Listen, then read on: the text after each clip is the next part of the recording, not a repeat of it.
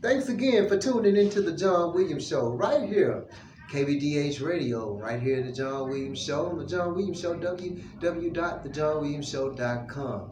We have a very special guest today to interview, and I'm delighted to be here with my very special guest today. Who do we have a pleasure of being with on today? Brother Madison Hogan III. Brother Madison Hogan III. In person. In person. You know, I've been trying my best to get you, my brother. It's really a good thing that we're out today. Today, we have Deirdre Gilbert, who's running for governor here in the state of Texas. But this is all about my brother Madison Hogan.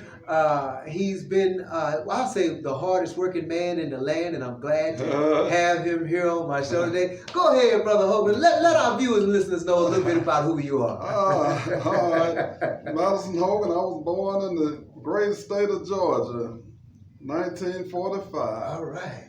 Moved to Texas, 1957. Grew up in Texas. Finished from I.M. Terrell High School in 1963. Okay. Too poor to go to college, so I joined the Marine Corps.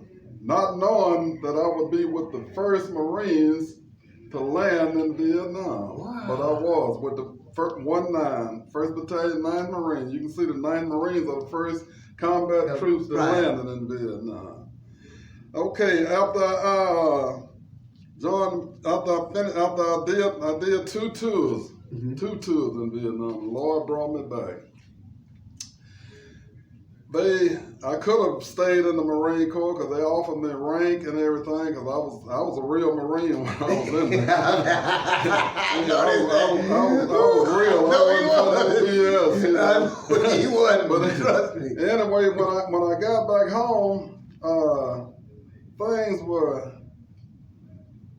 well, it's probably about like it is now, pretty bad for black people.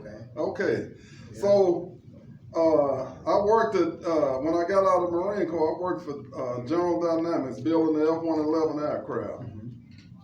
Okay, before I got laid off there, a brother come up to me one night at a club, and everybody was, getting high, and I mean, it was like a dream to see how people were all messed up. My people. Right. Like people. Right. Mm-hmm. And he said, man, he said, your people need you. And that hit me. Mm-hmm. Okay. So he talked me into being the spokesman for the United Front of Fort Worth. Mm-hmm. All right. Now, the United Front of Fort Worth was a group of organizations that come together. Mm-hmm. We had the ABC, All Black Children. Mm-hmm. We had the Black Methodists for Church Renewal. Mm-hmm. We had the USAA, a student organization, black student organization at Tarrant County Junior College at the time, and several more groups that come together to make a change. Mm-hmm. A lot of the United Front members were veterans from Vietnam. These. Right. But guess what? The sisters were just as tough as we were. and they hadn't been to combat, but they were right with us. They were right with us all the way. And I love them. I love the ones that are still here. I love them to death to this day for what they did. Yeah. Some of them even brought their kids to meetings. Right. Which was, they were sacrificing. That was real. They were sacrificing. Yeah. And the thing about it, the people that we were trying to help, they called us thugs. They thought we was just raising Cain. Mm-hmm. But when we were making progress, we got Troy Sparks, black man, on the school board. We raised so much Cain, we was on the news every day. Matter of fact, in 71, we was in the top 10 news stories in the Star Telegram and on the news. Because anytime I called the news conference, they were there. Okay. So the organization was also instrumental in having the first Martin Luther King Jr. parade in the state of Texas, or maybe the country. I don't know. In 1971, now, Glad you mentioned After Fort Worth had theirs, Dallas the next year had theirs, and theirs continuing to this day. They have, as a matter of fact, they have the largest Martin Luther King parade in the country right now. Right. Okay. Yeah. Okay. But anyway, we had it first. Right. Fort Worth did. Y'all know Matter of that. fact, one of their artists, Othello Beck, he's dead now, but he had his art displayed at the Hillside Park. That's why we had a parade, and the parade ended at Hillside Park. Mm-hmm. Dr. Brooks gave the State of Black Fort Worth. You know, like the president do the State of the Nation. Right, he told about what was happening in Fort Worth with the blacks. Anyway, we kept going, and you know, we were doing a lot of things. I mean, we had one time we had a sister to get robbed, and we found him because people told us everything. Yeah. Mm-hmm. Look, we went to his house with guns, and I think he gave back more money than he took. I don't know, but I'm just saying. But anyway, that's the way that was. The boys didn't play these. No, we didn't play. Serious business. We was Vietnam veterans, man. We just come back from a war, and we wasn't scared of. You know, we wasn't scared of nothing. Nothing. You know, the police or nobody. They done heard the war. Okay. They done been in it. Yeah. Another thing, we wanted to get news coverage on the radio stations in our community. Okay. Now, radio stations are supposed to, and you hear it now. Yeah. I didn't hear it before we got on. Yeah. But anyway, they're supposed to give so much community service announcements free. They do. They do it now. Free community service announcements. That's what it was supposed to be. But check what happened though. Okay, we got with the DJs at KNOK. Mm-hmm. They shut the station down, man. They shut it down. Bob Stewart was a DJ. He tried to carry it on as long as he could, but you know, you can only do it for so long. When you're by yourself. We shut it down. So KKDA put a restraining order on us. Check this out now. Thank the Lord. This is history, y'all. Check this out. Taking us down. Thank the Lord that they put a restraining order on us and took us to court. We went to Dallas. The judge's name was Leonard B. Harmon. I'll never forget this as long as I live. If we hadn't been in the court that day, before then, let me backtrack a little bit and tell you what happened. They arrested some sisters in the front up and took them to Arlington. About 50 of us went out to the police station in Arlington, and they called all the policemen out. They were rubbing their eyes and yawning. They were tired, you know. Somehow they were mad because they had to come out there, all us out there. So they got 2 cars and put the sisters in the car and took them down to the county jail, right there across the street from where we are now. Took them to the county jail, and back in the day. Wasn't that after 5:30? Wasn't that downtime with pigeons and maybe one or 2 homeless people? Yeah. Like, this is in the early 70s. Yeah, it was. Okay, so when we chased the cars down here to this police car, we going 100 miles an hour on the turnpike trying to get here. You know, trying to keep up with where they was taking the sisters. Yeah. Okay, so when we get out here, it looked like Christmas. You know, all the flashing lights. They had the sheriff, the sheriff department, the Texas State Troopers, Rangers, everything was down here waiting on us. So we went up. They were standing by the door, and I went up to them and I said, I want to see the sisters. They said, well, you can't see the sisters till tomorrow. Well, what we gonna do then? You know, they all got the guns and things. All we did was just turn around and went on. Yeah. You know, and but anyway, Arlington police was pissed. So, like I said, they said that Jomo, one of the leaders, had shot at him and somebody else, you know. Okay, so I had a news conference down at the Community Christian Church on Vickery.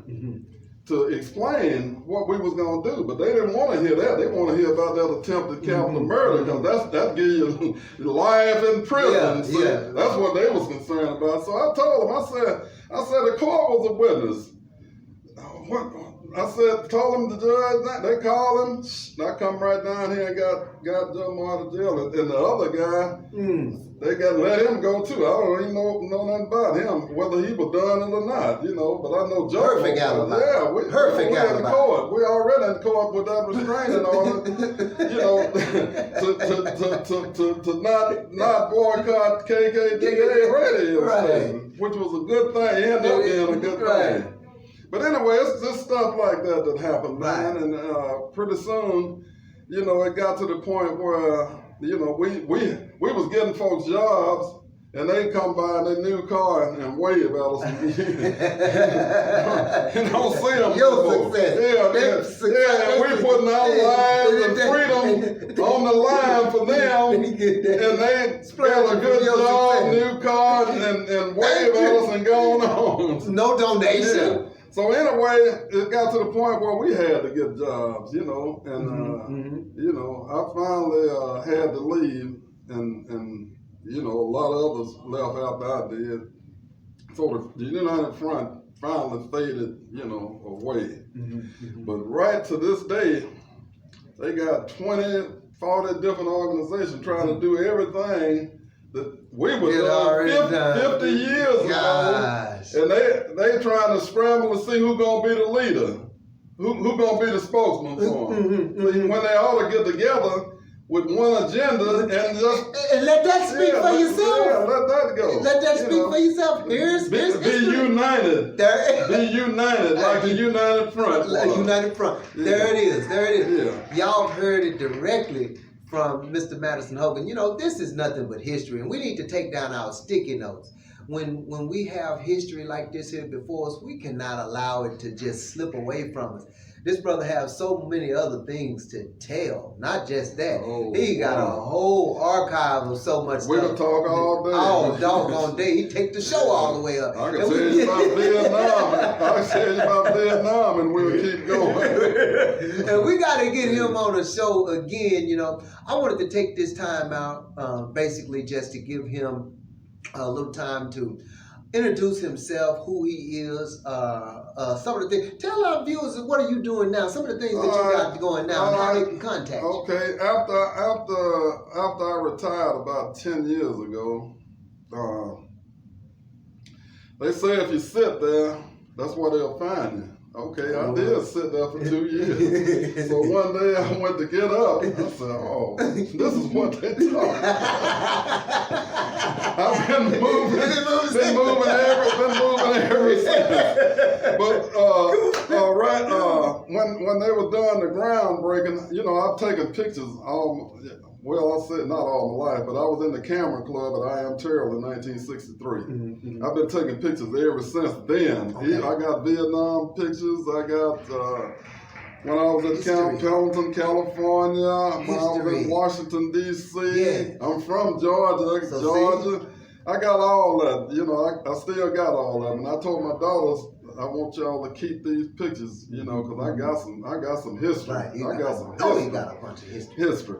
Anyway, the editor of Levita News was over at the groundbreaking of the STEM building, and she was trying to take pictures and write.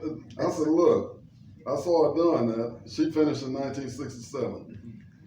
Sandy Joyce, her name was Sandra Hemphill. And anyway, I said, I'll take the pictures for nothing. I kind of hate I said that, but I stuck with my word. I just take them, and give them to the newspaper. They run what they can or what they want to run, and that's it. So what I do now is try to inform and support my community through photography and letting the word get out on what's going on around them. I got people all over the country. I got 5,000 followers. Yes.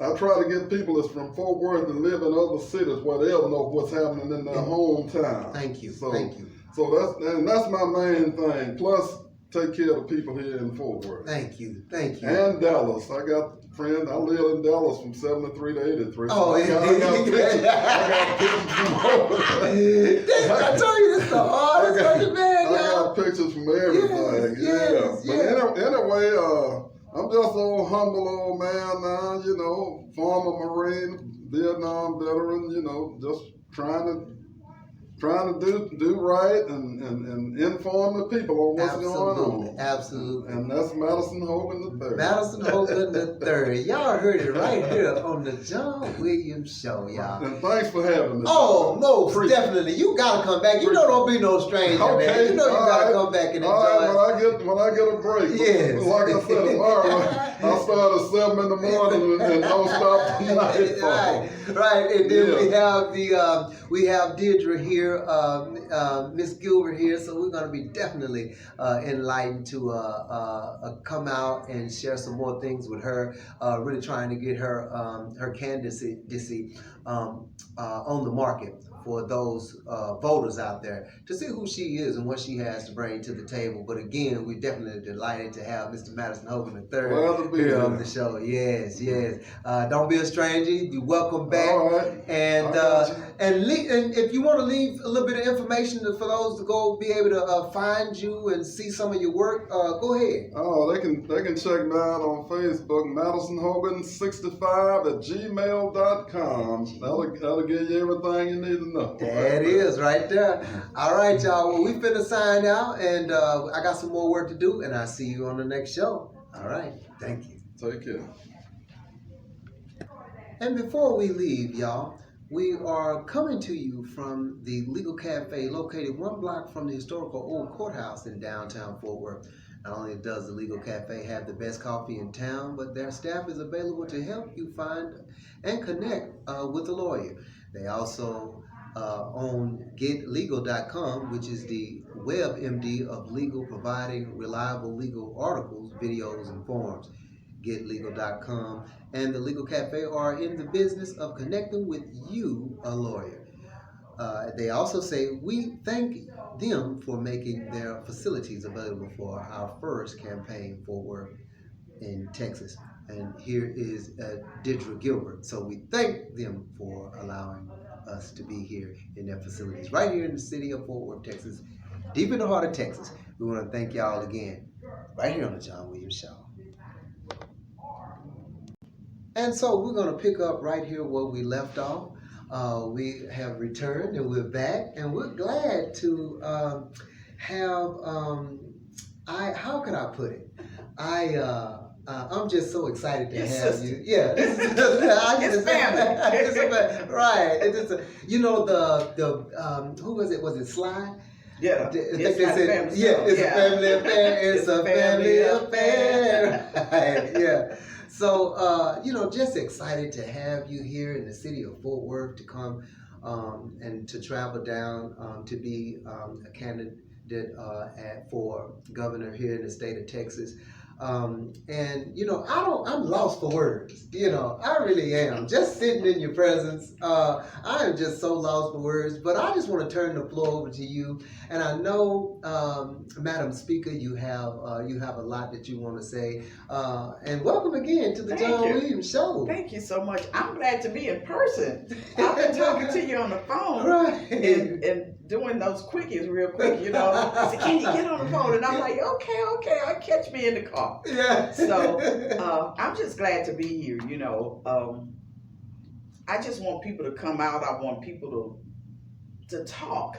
Absolutely. You know what I'm saying? I don't want the pomp and circumstance and all of that. I just need people to really find out what we need to do. Absolutely. To make a change here in Texas. Absolutely. And people need to know that I'm running. Yes. And we're going to have to make some noise.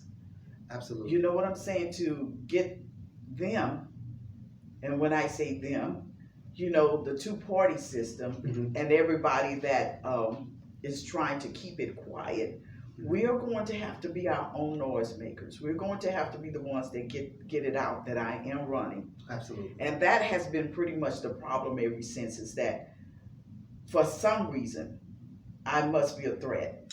That's- You know, I haven't been told which threat I was, but Yeah, right. I'm some kind of threat. Where I figured, you know, I was at the point that I made a comment and I said, you know, I really don't care who runs, but I think it's unfair that you don't let the general public know that other Absolutely. people are running Absolutely. as well.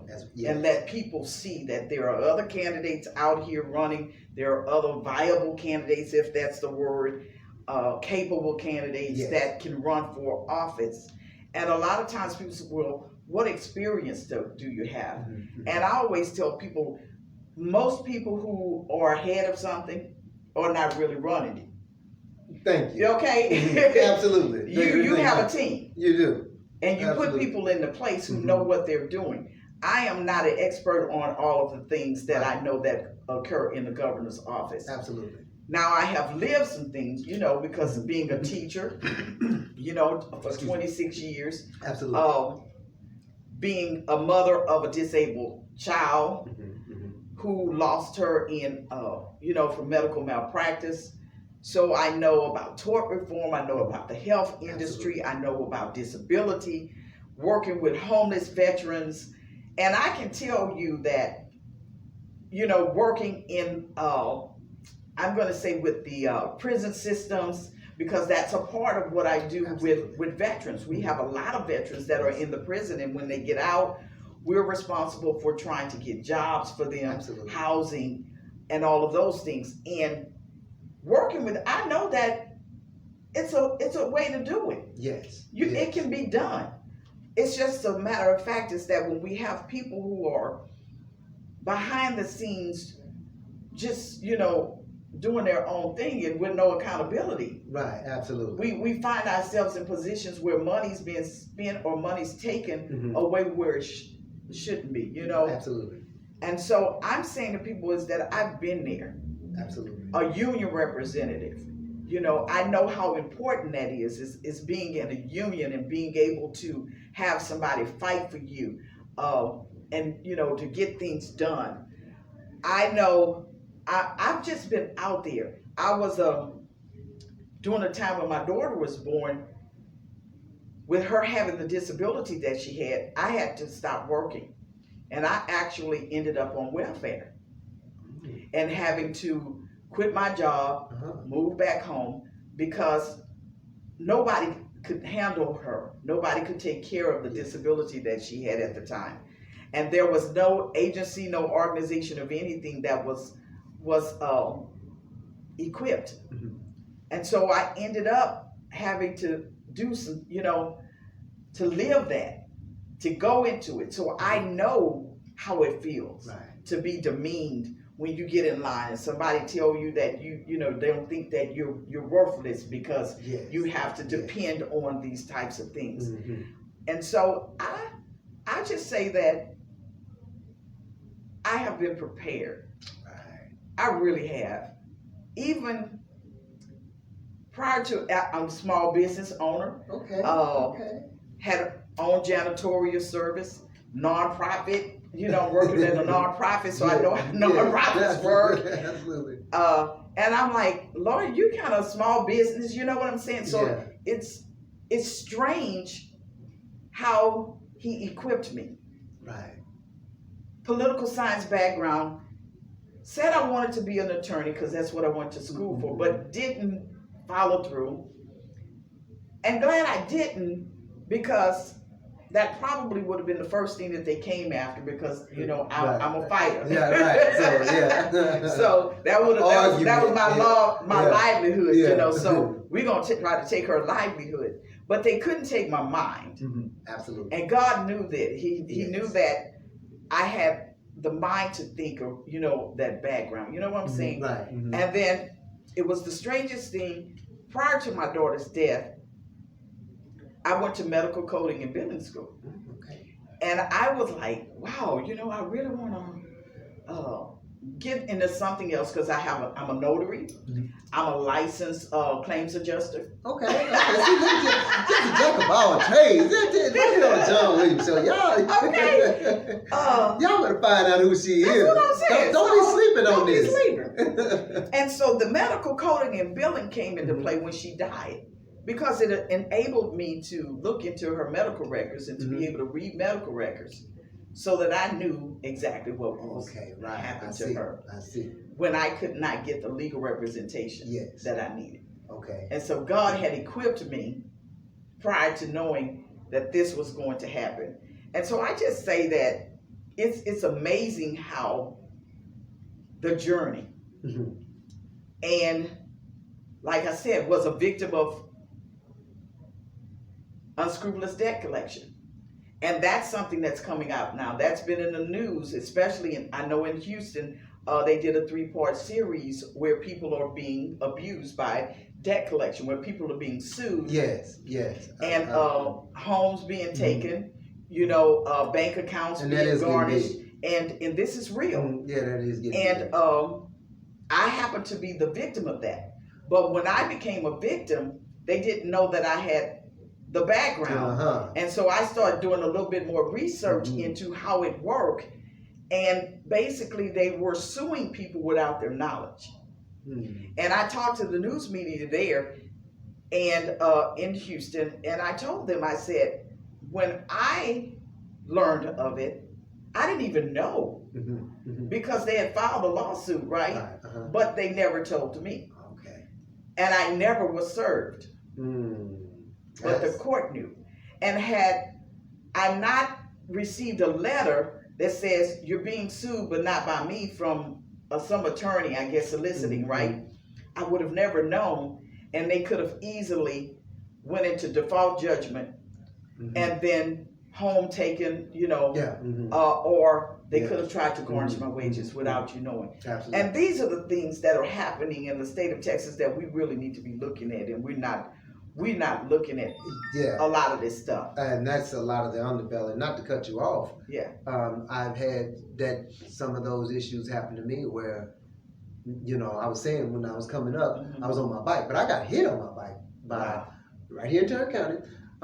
After leaving the Juneteenth Opal Leaves Festival Parade right down here. Okay. Going to take the footage actually to my mother and let her see it. And I got hit leaving her by a drunk driver who fell asleep behind the wheel, who hit not only another innocent bystander who was in a vehicle on the other side of the road, knocked their tire off. He hit him so hard he knocked the tires off their car. Then knocked the tire off his truck, hit me on my bike, and then they let him go. That was his second DUI, and I wasn't even able. They in default judgment right now, and I hadn't recouped anything from that, and I got an attorney and everything. So it's sad. The scenarios to but then here I would have been. Matter of fact, the judge even called them. We went to the same hospital. Called the officer who made the arrest and put me on the phone, see if I was okay, and nothing has transpired since then. Wow. But it's just something mind-boggling, but I haven't recouped anything. Hopefully, something may come. Well, our systems are under attack. One of the things is a lot of people don't understand is, I told you I ran for Justice of the Peace. Right. And passed by the judge, this little courthouse in the neighborhood all the time. But just really never did know how important that place was. It is. That little place is one of the most important places, especially in your lower economic neighborhoods. And what people didn't understand is that they were considered pagan courts. And they would put a person who lived in the community as the judge because they felt that person could identify with what was going on in the community. And that he or she would be, mostly he's in that time, would be compassionate to the people. And somewhere down the line, they figured out how to monetize it. And now the court is a money, fee court. Right. And that's when I found out that that is where your evictions occur. You know, small traffic tickets. They even act as your medical examiner, depending on, you know. Right. And I'm saying, you don't even know that this is where things go. And it even was your prison Yeah. pipeline, right? Yeah, absolutely. Your school to prison pipeline. Yeah, That's where absolutely. it was crawling through. Right, absolutely. And we're in communities, we drive by these places and we don't know how important it is. And we have people who sit in these positions who we have, you know, given our lives to, that we have entrusted our lives to. Absolutely. You know, and I think that's what happened. Because I tell people, I don't even know when I woke up. I'm telling you, I don't. And I think it wasn't until my daughter's death. Yeah, I know what you mean. That you know what I'm saying? It's like, you know it was when, happening. You know what I'm saying? You hear it. When did I smell this? Yeah, When did I smell it on me? Yeah, when did it actually? When did I smell it? Because And you woke up. Absolutely. That little thing that they put in your nose when you fall out. Absolutely. And you come to. Yes. And that's what happened. We've been in this trance. Something. Right. But what I believe it is now is that you read John Henry Clark, John G. Jackson, Dick Gregory, and Dr. Ben, they put it this way. We've been re-incubated. And you've gotten taken out of one incubation and put into a whole new incubation. And bro. And we so re-incubated that the stench and the smell is already within it. We birthed in it. Yeah. And until we really get the what is that, Men in Black?